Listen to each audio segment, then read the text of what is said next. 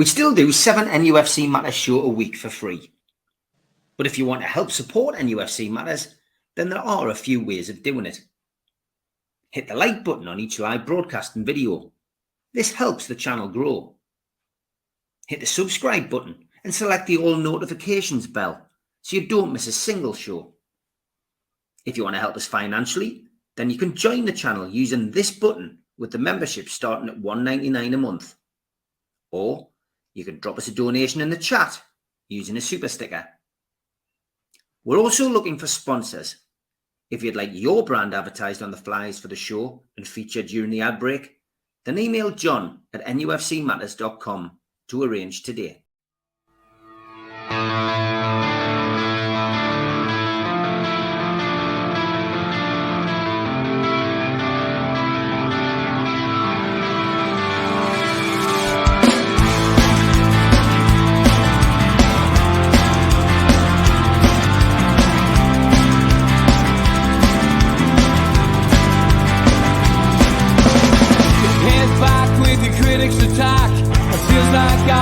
Talking to myself again, but it's the only way you're ever gonna learn. You look back and it's all in the past. I'm dwelling on the thoughts I cannot say to you. If I don't say the words, then maybe it's not true. And it feels alright when they come and say to you,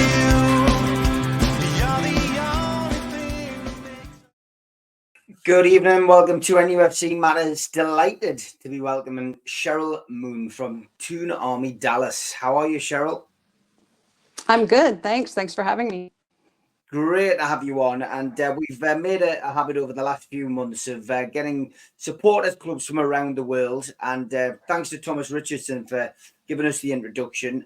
Minnesota Mags, of course, we had on the show in a previous week, and what we just want to do is give you an opportunity to showcase the group that you have managed to amass in a different part of the USA. Give it a bit of promotion, talk a little bit about how you became Newcastle fans and where you meet, etc. So Cheryl, really over to you. Tell us a little bit about the history of Toon Army Dallas. Well, Toon Army Dallas started in 2011. Of course, the team had come over for the summer tour that year, and so that kind of helped kind of piggyback it. It was amazing how many of us had been there, without knowing each other. So we started out with about 7, I think it was probably.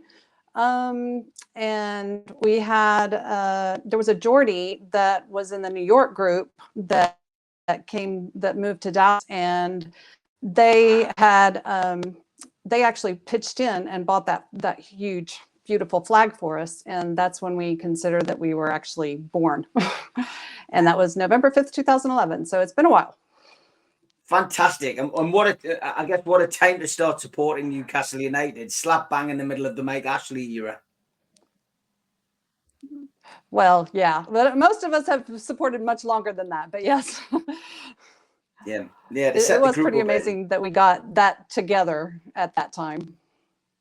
Yeah, I guess bad results sometimes unify people in a lot more ways than sometimes good results. But yeah, so great. So did you have a base? Obviously the flag and the group getting together. Where would you meet and watch matches?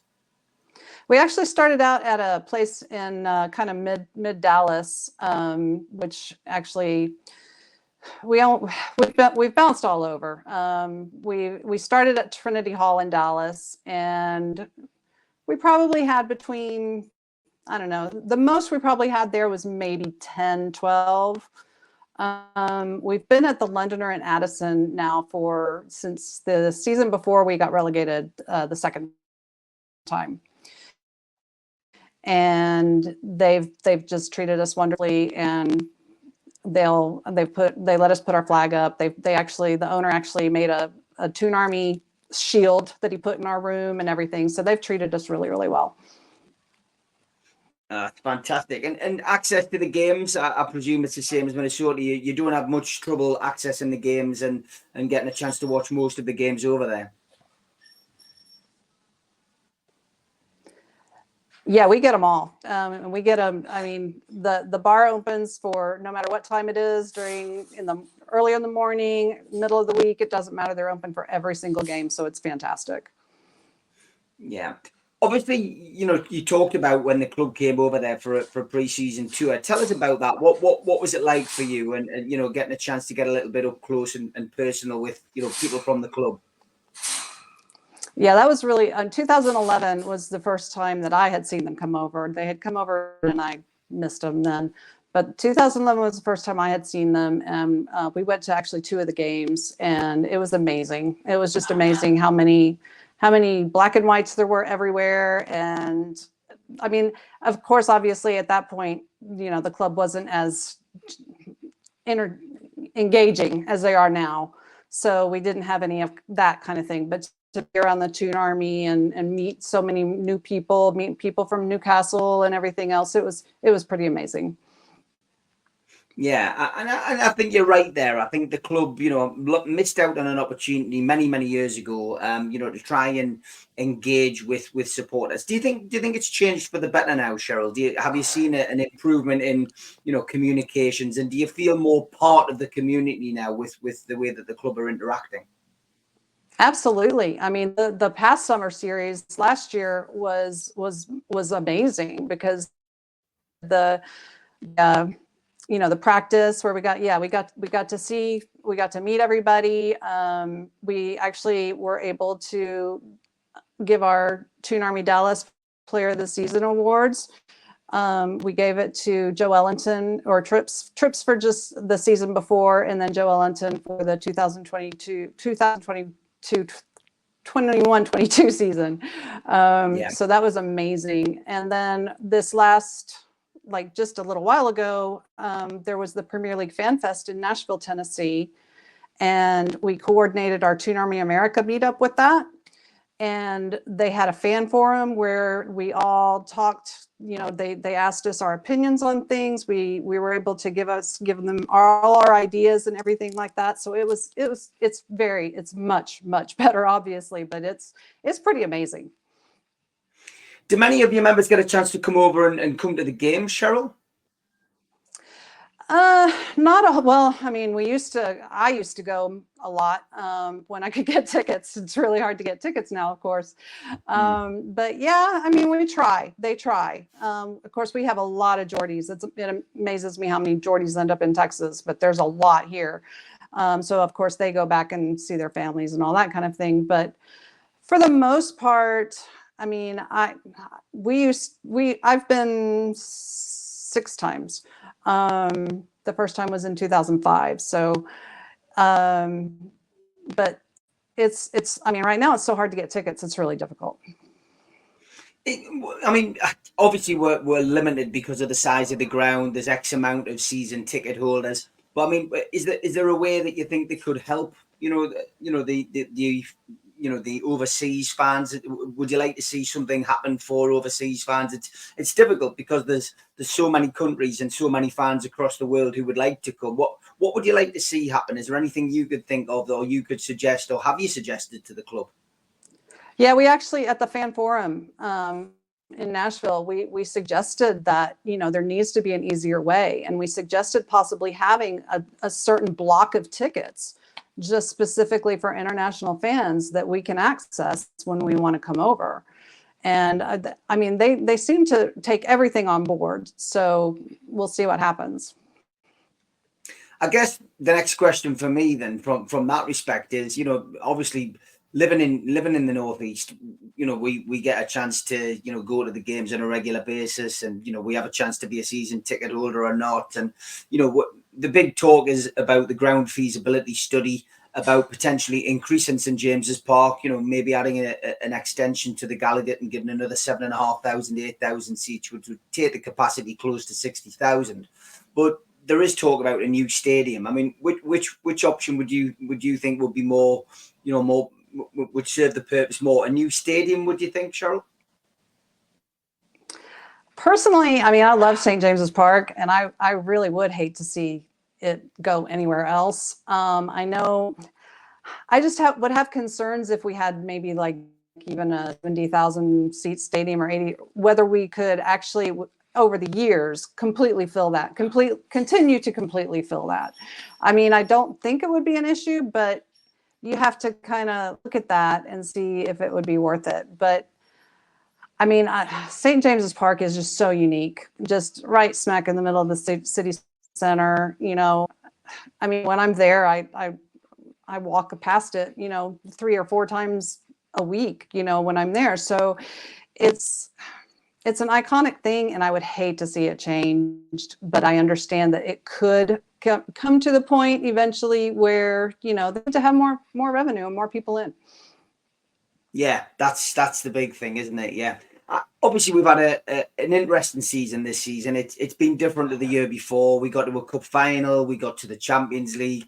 This season, I think we all appreciated it was going to be a little more different with the Champions League qualification. I think we accepted it was going to be slightly harder, but I don't think any of us could have anticipated how difficult, you know, it was going to be with the injuries that were thrown upon us. So overall, how would you sum up the season that you've just watched? In all honesty, before the season started, I said I would be happy with 7th and a good cup run. And of course, our cup draws were absolutely horrendous, and we still did okay. So, I mean, I would have to say, especially with the injuries and everything, to even be within a shot of Europe is just incredible. And I think it's the season, actually. I mean, the Champions League nights were just amazing. I mean, that first PSG game, we were at our bar, and just, I mean, it was just unbelievable, and we were just screaming and screaming and screaming. So it was great. And I mean, for the most part, this has been a good season, I think. Which players stood out for you this season, Cheryl? Anthony Gordon, hands down. He would definitely be my player of the season. I think he's just, and I kind of figured that once he got a full preseason under Eddie Howe that he would come good, and boy, he really has. He's been amazing in my opinion. It's hard because, I mean, you know, Bruno's had such a good year, and Isak, of course, you know, with all his goals, and it's tough. But I would have to edge it to Anthony Gordon. Yeah, me too, most certainly. Almost within the blink of an eye, we are nearly into Eddie Howe's 3rd year in charge of Newcastle. It's hard to believe. By the time we come to, you know, to the fall, as you would call it in this country, it'll be 3 years. So I mean, if you had to sum up Eddie Howe's time at Newcastle, how would you sum it up? Would, you know, in terms of managers that you've seen come and go over the years? I think he's definitely one of the best. I was in love with Sir Bobby, and I think I love Eddie Howe just as much. He's done some amazing things. And I mean, even the first season, just getting from the relegation zone to 11th was, I mean, that's incredible. It's incredible what he's done. And I think he's definitely up there with Sir Bobby. I'm not going to say he surpasses Sir Bobby yet, but he's definitely up there with him. And I think as well, you know, the owners that have come into the club, I think, you know, we in this country probably had, you know, quite a lot said about, you know, the Saudi ownership. But, you know, I think the front of our club and the people who have dealt with the PR side of it, Amanda Staveley, Mirdad Gadusi, Darren Eales, of course. I think, you know, they've done very well. Peter Silverstone's come in now as well. I know you'll have met probably Darren Eales when, you know, the club have come to the USA to visit. Yes. But they've represented the club in a positive way. You've already mentioned that there seems to be more positive stuff for overseas fans, but I think it's been a massive turnaround on that side of things as well. Absolutely. Darren Eales has just been so personable every single time we've seen him. He was at the fan forum. He just sat at everybody's table. He bought everybody a drink, which was amazing. So yeah, I mean, the owners have just been, I mean, obviously mistakes have been made and mistakes will be made, but you couldn't ask for much better. No, definitely not. It'll only be a couple of weeks, and the new fixture list will be out, and we'll also be talking transfers on NUFC matters for the for the next couple of months. I get the feeling it's going to be a busy one. I think we're going to see quite a few players leave. There's a few players out of contract. Lots of rumours and counter rumours being circulated. But what would be an ideal transfer window for you this time around? Well, if Callum Wilson would be willing to stay on as a third striker, I'd say keep him and get another striker in, but we definitely need a striker. There's absolutely no doubt about that. I think because of the injuries to Lascelles and Botman, we probably need another center back. And we still need a midfielder that, can basically run the channels and kind of be a Tiote type, I think, is what we kind of need. I mean, Joelinton's a little bit there, but there's just something, I don't know, there's just something we're missing in the midfield, and I think we need to address that. And then I think that would be a decent window. Could the missing piece of the jigsaw perhaps be Tonali? Obviously, due to his misdemeanors off the pitch, we were robbed of a star player last season, somebody we spent a considerable amount of money on. Could he be the answer? He could be. And as a matter of fact, I just almost forgot about him. Yeah, I think we all did. Like a new signing, the proverbial new signing. Yeah. So, yeah, I mean, he could be, because, I mean, he was really good in that very first game against Aston Villa. He was amazing. So it's possible. And, I mean, I don't know, maybe even if you get Elliot Anderson, well, not even Elliot, maybe even Lewis Miley, get him bulked up a little bit, he might be a decent shout as well. He's I mean, for a 17-year-old kid, he was amazing. Yeah, no, absolutely fantastic. 28 to 29 games he played this season. Absolutely incredible. Pre-season, we're going to go to Japan this year after a wonderful trip to America. And it's been very important, I guess, as well for FFP, not only to go across to these countries, of course, to meet the supporters in other countries, as we touched on earlier, but also for FFP. And Newcastle are just, as we speak and as we've recorded this, just been to Australia. Again, an opportunity to go across and make money. Can you really understand the whole FFP situation? Can you understand the whole FFP situation that we're going through, Shell? Can you understand why the club are doing that? I can understand it. I mean, it's not ideal by any stretch of the imaginations. Immediately after the season, everybody needs a rest. Really glad to see Sean Longstaff didn't go, because he needs rest more than anybody. Yeah. But I understand why they had to do it right away, is to fit it into for the FFP for next season or whatever. So, but it's not ideal. But when they hamstring us, what can we do? I mean, we have all this money that we can spend, and they won't let us spend it. So, what choice do we have? Yeah, exactly. Completely agree with you. Okay, I want to just get back to Toon Army Dallas. Obviously, from our perspective, we want to hopefully attract a few new members for you. Where can people find you, and where can people contact you, especially those people who are either living in America and near Dallas who maybe haven't heard from you, or maybe Newcastle fans who are traveling to the US for business and want to come and watch a match with you? Yeah, we're on Twitter at Toon Army Dallas. We have Facebook page, Toon Army Dallas, and defunct website. We do have a website. I'm not sure how much it's been kept up with, but we're going to start getting that going again, which would be just toonarmydallas.com. Fantastic. Great stuff. Well, if you send me those links, I will stick them below this video today. We will get that out there. We will share it across all the Facebook page and across all our socials. And hopefully, Newcastle fans, if they're visiting Dallas, will get a chance to come and check it out and come and see you and potentially watch a game with you, Cheryl. But thanks very much for your time, and please keep in touch with us. And if you get an opportunity to get a ticket, fingers crossed for you and the guys and girls next season, give us a shout and we'll hook up with you when you come across to Newcastle. It would be great to meet you. Awesome. We hope to. Thank you. Good stuff. Thanks for your time, Cheryl. Take care. Bye-bye. Thank you. Bye-bye.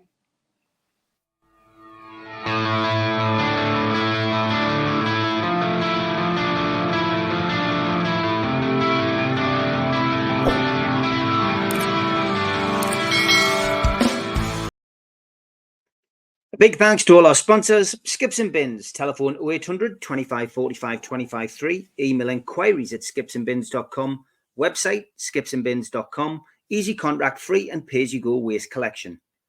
Thanks to Mr. Vicky's Sauces, handmade in Cumbria.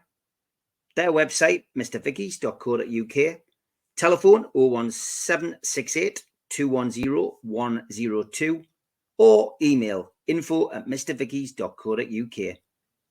Thanks to United Group Travel. There are no strangers on our tours, just friends you haven't met yet.